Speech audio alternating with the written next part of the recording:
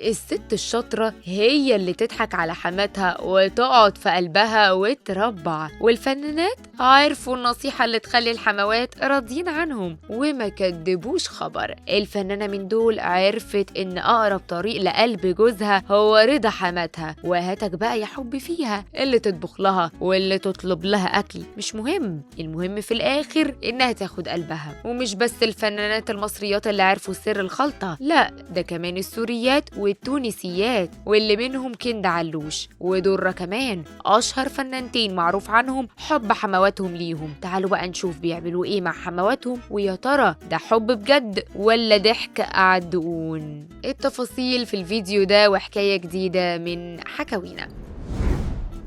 النجمة السورية كندا علوش بتدلع حماتها وبتنشر صورها معاها على السوشيال ميديا، وما بتسيبش مناسبة إلا وبتهنيها ودايما تقول لها إنها محظوظة بيها. ما هي كندا ناصحة برضه وعارفة إن رضا عمرو من رضا مامته عليها. ومش بس دلع وصور، لا ده كمان بتطبخ لها سوري ومصري، لدرجة إن حماتها بقت بتحب الأكل السوري وما بتاكلش إلا من إيد كندا اللي فاجأتهم وطلعت ولا أشطرها شاف. وعلى عكس المتعودين عليه إن الزوجة بتزعل دايما من تدخل حماتها، كندا بقى دايما بتقول إن حماتها أحسن تيتا في الدنيا لأولادها وبتاخد بالها منهم وبتساعد كندا في تربيتهم كمان. صحيح عمرو بيحب كندا وبياخد باله من أسرته، إلا إن سفره الكتير وانشغاله في التصوير بيخلوا مامته تساعد كندا، مرة تجيب لها الطلبات، مرة تانية تاخد بالها من الأحفاد، وبكده نقدر نقول إن كندا عرفت تخلي حماتها تحبها وترضى عنها كمان. ومش بس كده، ده كمان مخلية أخت عمرو أقرب صديقة ليها وكاتمة أسرارها. يعني من الآخر كده كندا أخدت العيلة كلها تحت جناحها وحببتهم فيها ونصحة جدا. نيجي بقى لدانيا مرات كريم فهمي، اللي مهما يعدي عليها سلايف من زوجات أحمد فهمي هي رقم واحد في بيت حماتها، اللي يروح يروح واللي يجي يجي، ودانيا هي الأساس، لدرجة إن كل اللي بيدخل العيلة عندهم بيغير منها ومن حب حماتها ليلى العطار ليها، اللي ما بتسيبش مناسبة إلا ومدحت فيها دانيا. ما هي مرات الكبير لازم تتربع في قلب حماتها. كمان دانيا ذكية وعارفة تكسب حماتها اللي معروف عنها الطيبة والقلب الأبيض. دانيا حريصة في أي مناسبة تجمعهم تظهر الحب والود لحماتها وتاخد بالها منها وتساعدها، فطبيعي تكون بتحبها وبتخاف على زعلها. ومش بس كده، عيلة فهمي كلها بتحبها وبتعمل لها ألف حساب. أما شيماء سيف اللي حماتها وقعت في حبها من أول نظرة من قبل حتى ما ابنها نفسه يحبها، حمات شيماء